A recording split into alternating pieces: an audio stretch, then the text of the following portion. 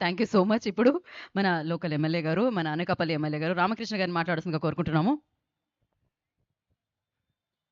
అందరికీ నా హృదయపూర్వక ఆహ్వానం. ఈరోజు అనకాపల్లి ఉత్సవానికి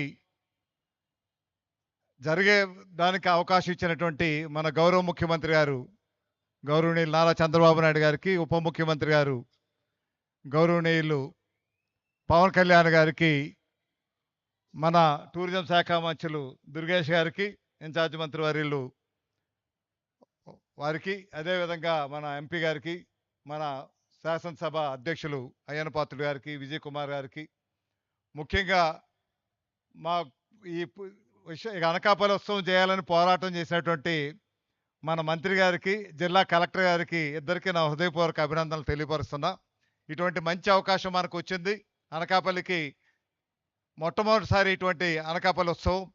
గత ఏడాది అయితే ఇక్కడే వేదిక మీద మన నూకాలమ్మవారి జాతర నెల రోజుల పాటు 30 రోజులు సాంస్కృతిక కార్యక్రమాల్లో చేసుకున్నాం.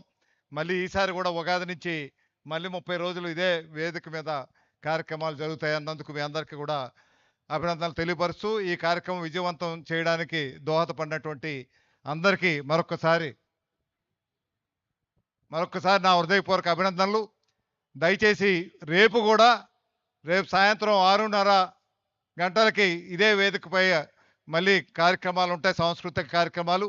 మీ అందరూ కూడా వచ్చేసి విజయవంతం చేయాల్సిందిగా ఈరోజు ఈ కార్యక్రమంలో పాల్గొన్నటువంటి మీ అందరికీ మరొకసారి నా హృదయపూర్వక అభినందనలు. దీంతోపాటు ఎన్టీఆర్ మార్కెట్ యార్డ్లో మనకి ఫ్లవర్ షో ఒకటి ఉంది. అది కూడా మొట్టమొదటిసారి అనకాపల్లిలో ఏర్పాటు చేయడం.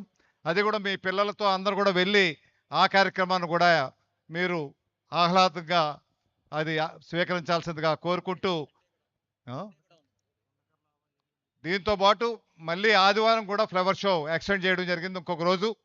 వీటితో పాటు మనకు ప్రసిద్ధి చెందినటువంటి కొండకర్ల ఆవలో ఒక మంచి కార్యక్రమాలు మన విజయ్ కుమార్ గారి ఆధ్వర్యంలో కార్యక్రమాలు జరుగుతున్నాయి.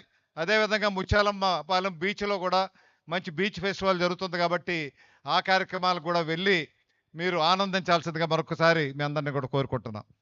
జై హో అనకాపల్లి, జై హో అనకాపల్లి, జై హో అనకాపల్లి, జై హో అనకాపల్లి.